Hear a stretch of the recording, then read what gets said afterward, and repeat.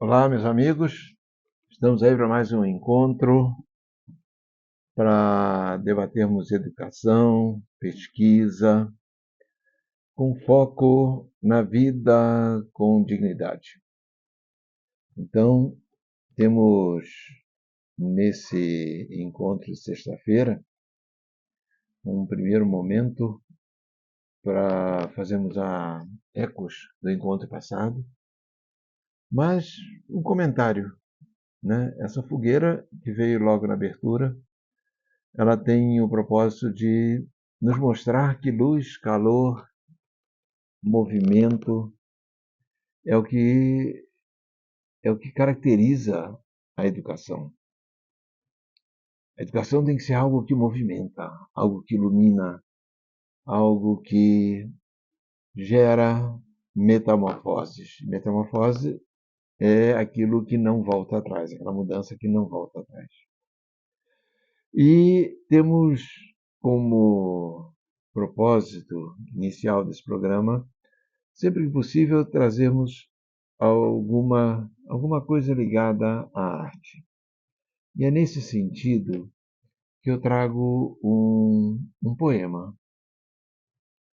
Esse poema, impresso em cima da imagem de um flamboyant vermelho exuberante, foi escrito num momento final da vida da minha mãe, reclamando que os filhos iam fazer pouca visita a ela.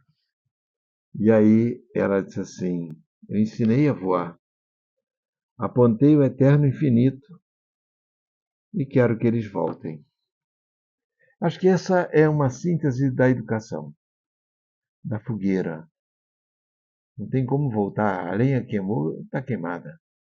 Ensinei a voar. Apontei o eterno infinito, não voltarão. Quando eu trabalho com educação, eu não posso ficar na expectativa de que meus estudantes vão repetir o que eu falei. Não voltarão. Quer dizer, como que a gente provoca uma metamorfose nos nossos estudantes? Então, inspirados nesse momento tão, para mim, tão significativo, vamos fazer um pequeno apanhado do que foi o encontro passado, né, que foi a nossa apresentação anterior. No encontro anterior, então, no encontro anterior nós trabalhamos o que é pesquisa, né? Falamos como a cozinha de uma casa pode ser apresentada como um laboratório. Falamos sobre o LEME, laboratório, educação, metamorfose e emancipação. Falamos o que é um ser planetário e fizemos uma apresentação das pesquisas que são desenvolvidas nesse laboratório, no LEME, né? E aí, uma coisa importante ainda, como anúncios na abertura desse nosso encontro, é que esse livro aqui é um dos livros que eu pretendo trabalhar nas sextas-feiras. Beleza, Estética e Vida é um livro que eu mostro como a educação é um processo estético e é um processo totalmente vinculado à vida com dignidade. Então fica o anúncio para um próximo encontro, trabalharemos isso. E vamos então desenvolver o encontro de hoje. Inicialmente, aqui na tela, tem aí o nome do nosso programa de pesquisa: Educação, Emancipação e Vida. Pesquisa 1, Fenomenologia do Ser Planetário com uma abordagem investigativa e ação científica. Essa pesquisa ela tem o propósito de desenvolver um jeito diferente de fazer pesquisa, né? A pesquisa 2 é Ecopedagogia e Vida com Dignidade. É uma forma de mostrar que a ecopedagogia não tem relação direta com educação ambiental, mas é uma dinâmica de compreender o universo, compreender o planeta, compreender a casa em que vivemos por meio da leitura de mundo, numa visão bem freiriana. Pesquisa 3 é o Museu da Terra, como é que a gente faz contato direto com esse planeta, com essa vida, com essa pujança que nós temos à nossa volta. E a pesquisa 4 é Educação, Pedagogia Estética do Ser Planetário e Didática do Sensível como Vivência da Emancipação. Isso é o que o laboratório desenvolve. E vocês todos estão convidados a participar dessas pesquisas. Cada sexta-feira nós faremos algumas preleções sobre o andamento desses trabalhos, porque os encontros de sexta-feira são encontros de comunicação, né? Os encontros de terça-feira são encontros de fundamentação. Mas vamos adiante. Nessa apresentação, hoje eu trago um panorama da educação no Brasil. E vejo que em 1885, Joaquim Nabuco já reclamava que as reformas estavam sendo propostas, pareciam prematuras, mas já eram vencidas. Data de validade vencida. Por quê? Porque, um exemplo, na Colômbia, na cidade de Cauca, a universidade lá foi implantada em 1560. Portanto, 400 e tantos anos atrás, já tinha algumas universidades no que era América Espanhola. Se explica, de certa forma, porque a Espanha olhava para suas colônias como uma ampliação de seu território. E Portugal olhava para suas colônias apenas como um lugar de onde poderia extrair coisas. E Joaquim Nabuco, já em 1885, reclamava dessa questão. Depois, em 1932, um grupo de brasileiros fizeram pós-graduação nos Estados Unidos, trabalharam com John Dewey, um sujeito, uma liderança no pragmatismo, e eles voltaram para o Brasil dizendo o seguinte: no Brasil não tem uma educação brasileira, tem uma educação americana, tem uma educação inglesa, tem uma educação alemã, tem uma educação francesa, mas não tem educação brasileira. E aí, uma citação no Manifesto dos Pioneiros, que era esse grupo de professores: na hierarquia dos problemas nacionais, nenhum sobreleva em importância a gravidade ao da educação. Nem mesmo os de caráter econômico lhe podem disputar a primazia nos planos de reconstrução nacional. Então, em 1932, quando Getúlio assume a presidência, que o Brasil começa a sair da condição de colônia recém-liberta, a gente começa a pensar, vamos começar a pensar na educação. E aí, em 1947, Anísio Teixeira, depois de ter sido preso, ter sido maltratado por trabalhar a educação, trabalhar em autonomia da educação, a independência da educação, escreve: confesso que não venho até aqui falar-vos sobre o problema da educação, sem certo constrangimento. Olha só, em 47, aí diz assim: quem recorre à legislação do país a respeito da educação, tudo aí encontrará. Então, já havia escritos dizendo como deveria ser a educação. Sobre assento algum se falou tanto no Brasil e em nenhum outro tampouco se realizou. Quer dizer, se falava, mas as operações objetivas não aconteceram. Não há assim como fugir à impressão penosa de que nós nos estamos a repetir. Há 100 anos, os educadores se repetem entre nós. Esvaem-se em palavras, esvaímos-nos em palavras e nada fazemos. Atacou-nos por isso um estranho pudor pela palavra e um desprezo mudo pela ação. Então, se tem uma discussão grande de que se deve falar, se deve escrever aquilo, mas ninguém lê o que o colega escreveu.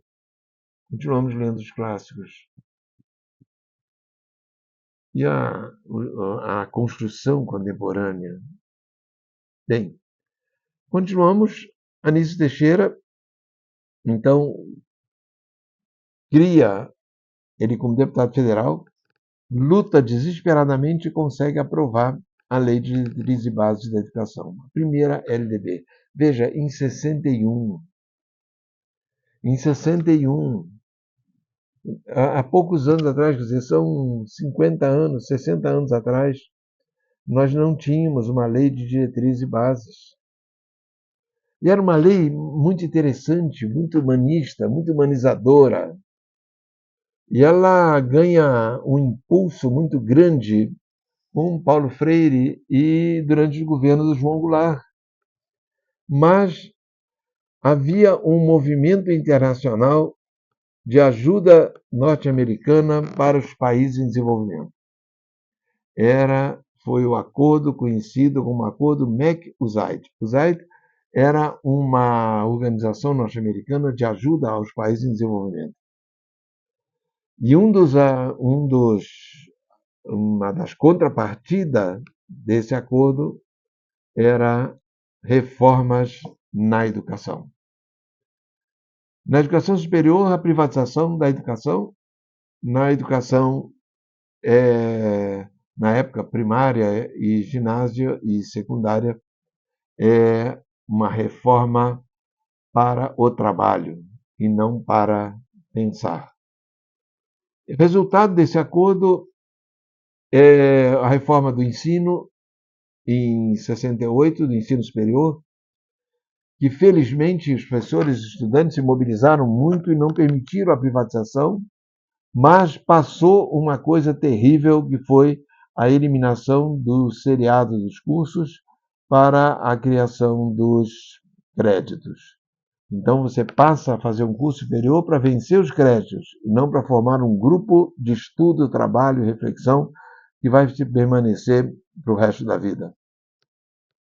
Exemplos interessantes é que muita tecnologia desenvolvida na construção de Brasília, como concreto armado, uma quantidade enorme de coisas foi possível graças a grupos de engenheiros que tiveram sua formação toda num curso superior de 5, 6 anos, em que ficaram 5, 6 anos juntos. Isso acabou com essa lei. Depois, esse processo de destruição da educação do Brasil, que repercute até hoje, vem com a famigerada Lei 5692. Essa eliminou a dimensão humanizadora que havia na LDB, estabeleceu o que hoje é o ensino fundamental e médio. Ela descaracteriza a primeira LDB, mas não se caracteriza como uma nova LDB. Ela sofreu uma grande resistência por professores, fomos muito perseguidos, presos e muito maltratados para que essa proposta se mantivesse. Construíram escolas em quantidade, mas não formaram professores.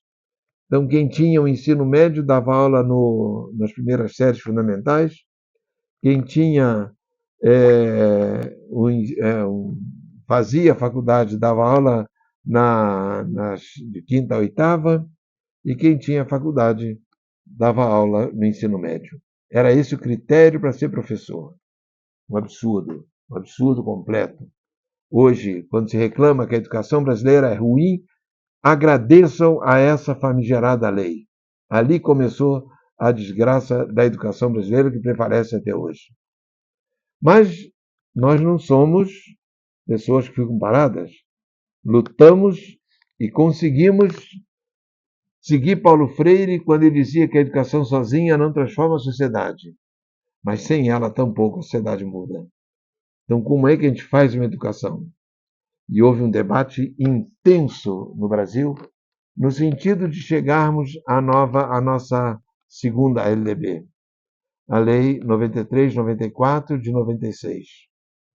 Era uma lei fantástica. Ela abria a educação para uma perspectiva de autonomia e liberdade de atuação pedagógico-didática, onde a humanização voltou a ser um referencial na educação. Mas os professores não estavam formados para lidar com esse processo. Então começou um movimento de formação dos professores em serviço. Como é que eu humanizo, como é que eu trabalho uma perspectiva de autonomia e liberdade? E aí um aspecto interessante é na expressão que vocês viram aqui, pedagógico-didático, e não didático-pedagógico. Que quando eu falo em pedagógico-didático, eu estou falando pedagógico é pensar a educação. A didática é fazer a educação. Então eu penso e faço. E não faço e depois penso se eu fiz certo ou errado. Bem, esse processo durou 2 anos. Muito debate nas escolas, muito debate. Era uma coisa viva. Lamentavelmente, tivemos um ministro em 1998, Paulo Renato de Souza, que cria uma coisa abominável chamada Parâmetros Curriculares Nacionais. Chama a atenção que eu escrevi aí a data errada. É 1998 e não 68. Esses PCNs, veja, Parâmetros Curriculares Nacionais. Parâmetro significa até aí tá bom. Vamos desenvolver um currículo do mínimo e não um currículo do máximo. E a educação até hoje está amarrada nesse processo. Nessa época, Darcy Ribeiro não tinha mais a força que teve para conseguir trabalhar o substitutivo da lei, que foi essa lei aprovada. Bem, a educação segue esse caminho e hoje se faz uma confusão muito grande de que educação é como se fosse sinônimo de escola. Educação é aquilo que nós apresentamos lá no nosso poema, lá na frente. Apontar o eterno infinito e não esperar um retorno exuberante. Vamos esperar que cada estudante, cada professor descubra a sua forma de fazer educação e não fazer escola. Essa é, então, a pergunta que eu apresento aqui. Diante desse breve histórico da reflexão que diferencia educação de escolarização, cabe perguntar o que no futuro as pessoas dirão sobre o que fizemos para que as escolas promovessem educação da sensibilização e educação da emancipação da vida. Uma coisa importante que eu tenho escrito no quadro anterior é que quando se fala em escola, e quando se fala em escola pública, essa palavra pública significa público porque é o Estado que coordena, ou público é o povo que comanda essa escola. Essa escola repercute o desejo estatal ou repercute o desejo populacional, o desejo de quem está no chão do planeta, vivendo o planeta. E aí, Paulo Freire nos traz um recado importante. Nos aponta que o oprimido é quem teve sua humanidade roubada e vilipendiada. Então, reparem que essa 5692 foi uma lei que oprimiu o povo brasileiro, tirando a humanidade, roubando a humanidade dos brasileiros. E a libertação passa pela capacidade das pessoas resgatarem essa humanidade. Esse é o nosso papel, professores. E a escola, com o processo de educação da emancipação e da sensibilização, podem ser uma alternativa de emancipação da vida, que devolva a inteligência e a autonomia que lhes foi roubada e vilipendiada. combatendo a barbárie e a estupidez, como nos alerta Dietrich Bonhoeffer, morto em um campo de extermínio nazista em 1945, porque dizia exatamente isso. O nazismo prevalece em função da estupidez da população alemã naquele tempo. Se deixou levar por um delírio, por um absurdo. Um absurdo que ou nós enfrentamos esse absurdo, ou ele nos leva nas marcas da estupidez. Ninguém te admite dizer que o resultado do trabalho de um computador é uma inteligência artificial. Não, não vamos permitir isso. Inteligência é algo próprio do homem humanizado, do homem que sabe o que está fazendo, claro, do homem e da mulher, a pessoa que sabe o que está fazendo, quando se percebe, quando se reconhece pertencente a este planeta, a esta casa comum. Assim, eu deixo esse encontro, um abraço fraterno e amigo, e espero que vocês tenham gostado. Divulguem esse canal. E eu quero anunciar também que eu me proponho a fazer um trabalho de apoio a quem faz mestrado e doutorado, em termos das suas orientações, em termos dos seus trabalhos, essa mediação. Eu gostaria de